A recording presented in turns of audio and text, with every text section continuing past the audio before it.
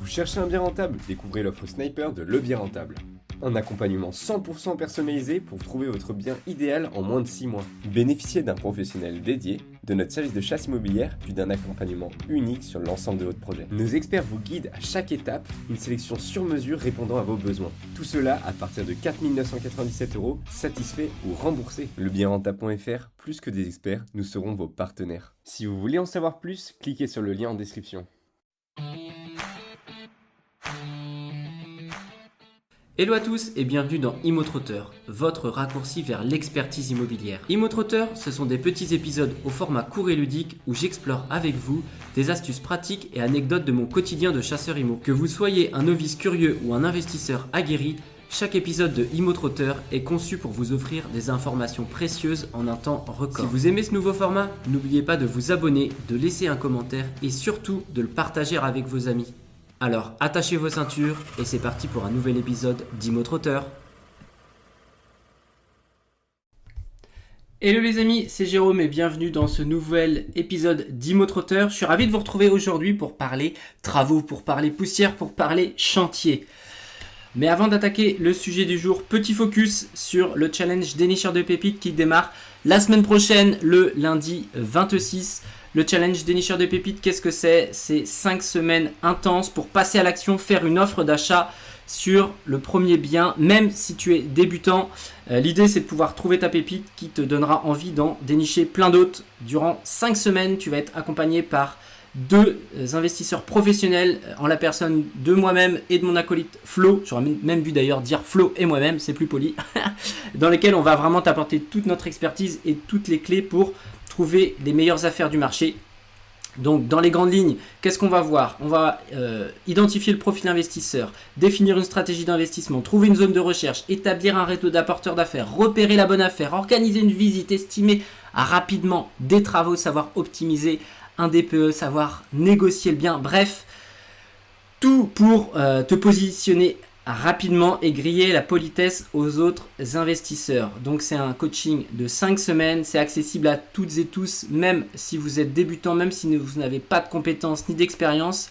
Au préalable, c'est justement le profil type de nos élèves. On attaque notre 3e session et il reste du coup 2 places disponibles. C'est un format qui est accessible en termes de tarifs et en plus, je t'ai mis un code promo dans la barre de description. Donc voilà, même si aujourd'hui tu n'as pas un gros budget pour te former en IMO, cette formation hyper accessible va justement te permettre de te mettre vraiment sur des bons rails pour accélérer d'un coup et on compte sur toi pour nous rejoindre, il ne reste que 2 places. Aujourd'hui, j'ai voulu traiter le sujet suivant, comment éviter les retards de travaux. Alors c'est vrai que avoir des travaux sur un projet immobilier, c'est quelque chose qui est assez anxiogène pour beaucoup d'entre vous et à juste titre, hein, parce que c'est la plupart du temps un sujet que l'on maîtrise un petit peu moins, surtout quand on démarre. Et voilà. Et aujourd'hui, je voulais voir avec vous des conseils qui vous permettent de minimiser un petit peu les risques, notamment liés au retard de travaux qui peuvent engendrer, on va dire, de la frustration et parfois même des surcoûts. Alors, quand on est néo-investisseur, on a souvent quand même une peur bleue. Voilà, comme je vous disais, une peur bleue des travaux. Alors que quand on arrive à maîtriser ce sujet ou du moins à l'encadrer dans les grandes lignes, c'est vraiment un super levier d'enrichissement. Moi j'ai toujours dit que l'enrichissement se faisait dans la poussière, acheter des biens vétustes, les rénover, puis les mettre en location. C'est là où vous allez tirer tout l'avantage de l'aspect amortissement, déduction de charges. Donc c'est quand même une redoutable stratégie.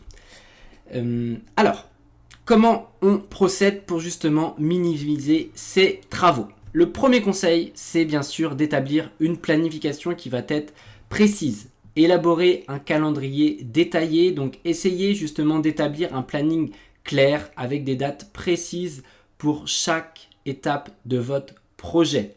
Donc l'idée, ça va être de définir justement les étapes clés, d'identifier les jalons importants et de s'assurer justement que les intervenants soient bien informés. Alors ça, c'est dans l'hypothèse où vous faites le suivi de travaux vous-même, hein, bien sûr. N'hésitez pas en tout début de projet, au moment même des devis, de mettre en relation les artisans entre eux, à faire une réunion d'avant chantier, d'avant démarrage, pour justement qu'ils se rencontrent si jamais ils n'ont pas l'habitude de travailler ensemble, et puis de voir un petit peu les différentes dates dans lesquelles les uns et les autres vont pouvoir s'imbriquer. Deuxième conseil, ça va être bien sûr la sélection de prestataires qui va être fiable. Cela paraît évident, mais néanmoins c'est primordial de vérifier les références. Choisissez des artisans ou des entreprises avec des références solides et surtout vérifiables. Moi, ce que je vous invite à faire, c'est bien sûr essayer de fonctionner par recommandation et dans la mesure du possible d'essayer d'aller visiter le travail effectué par ces prestataires. Rédiger un contrat qui va être détaillé avec des délais et des éventuelles pénalités de retard ainsi que des modalités de paiement. Concernant les modalités de paiement, ne vous faites pas avoir comme moi, je me suis fait avoir à mes tout débuts.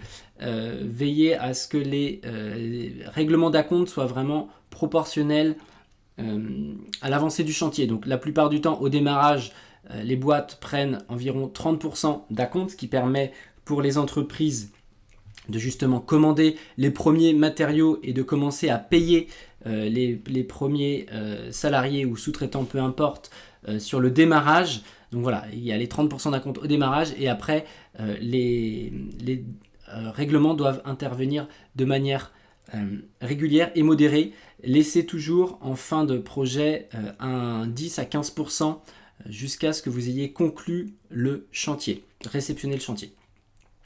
Donc ensuite, il va falloir faire un suivi régulier du chantier, effectuer des visites régulières pour justement vérifier l'état d'avancement des travaux, organiser dans la mesure du possible des réunions de chantier hebdomadaires avec les différents prestataires pour voir les avancées et résoudre les éventuelles problématiques, parce que oui, sur des chantiers, il y a tout le temps même des problématiques qui arrivent, ne serait-ce que quand on fait une démolition, on va se rendre compte d'éléments qui étaient potentiellement cachés avant. Et il va falloir trouver des solutions rapidement. Donc c'est pour ça que c'est primordial d'aller régulièrement sur place. Quatrième conseil, ça va être bien sûr bien gérer vos matériaux. Anticipez vos commandes au maximum pour éviter d'éventuelles ruptures de stock. Ça peut arriver. Et surtout pour éviter d'éventuels retards dans la livraison. Parce que chaque corps d'état vient vraiment s'imbriquer les uns avec les autres. Et si, je dis n'importe quoi, sur votre placo, vous faites une grosse commande de placo, il y a un retard, il y a machin, il y a truc, et du coup, tout ce qui va être plomberie, électricité, qui vont être les deux autres corps d'état qui vont un petit peu s'embriquer en même temps, les gens vont être bloqués. Donc vraiment, anticiper au maximum ces commandes de matériaux, de la même façon pour les huisseries. La plupart du temps, les huisseries, il y a quand même des délais qui vont être assez longs. Le placo, en l'occurrence, c'était pas forcément le meilleur exemple, mais en l'occurrence, les huisseries, ça l'est. Et ça peut faire bloquer et ça peut faire couiner le reste. Donc vraiment très très important, la partie commande de matériaux, anticipation. Ensuite, soyez flexibles les amis. Intégrez toujours une marge de manœuvre pour les fameux imprévus. Il y aura toujours des imprévus. Et ayez en tête à minima un plan B en cas de retard dû à des facteurs imprévisibles. Les imprévus de chantier, ça peut être des conditions météorologiques si vous avez des choses extérieures à refaire. Partez du principe qu'un chantier ne va jamais se dérouler comme vous souhaitez qu'il se déroule. Il y aura toujours souvent quand même de la frustration vis-à-vis de ça, donc soyez préparés à ça. Ensuite, je pense que une clarté dans les instructions, et c'est quand même quelque chose de primordial. Communiquez clairement vos attentes et vos instructions à tous les intervenants. Vous pouvez utiliser des outils de gestion de projet pour centraliser justement les informations et faciliter la communication. Moi, je me rends compte que la plupart du temps, quand il y a eu des retards dans les chantiers, c'est que un tel n'était pas averti que machin devait faire ça. Donc, essayez d'adopter un process, en fait, une façon de faire qui fait que chaque corps d'état aura la même information au même moment. C'est quelque chose d'important. Donc, tu as des outils de gestion de projet. Vous pouvez forcément, moi, ce que je vous invite, c'est sur le chantier en lui-même, de faire potentiellement le planning, d'indiquer justement un endroit, une feuille qui va être scotchée, par exemple, sur la porte d'entrée ou dans des parties communes ou sur un endroit qui va pas, sur lequel, ou sur une fenêtre, c'est pas mal aussi sur les fenêtres. Voilà. Centraliser vos informations, c'est quelque chose qui va être hyper important et qui va fluidifier la communication et votre projet. Enfin, on va sévir si jamais il y a du retard, intégrer des clauses de pénalité de retard dans les contrats pour justement inciter les prestataires à respecter les délais. Alors encore une fois, un chantier qui se termine en temps et en heure sur les 80 voire plus chantiers que j'ai pu faire, j'ai rarement vu quelque chose qui à la date précise était terminé.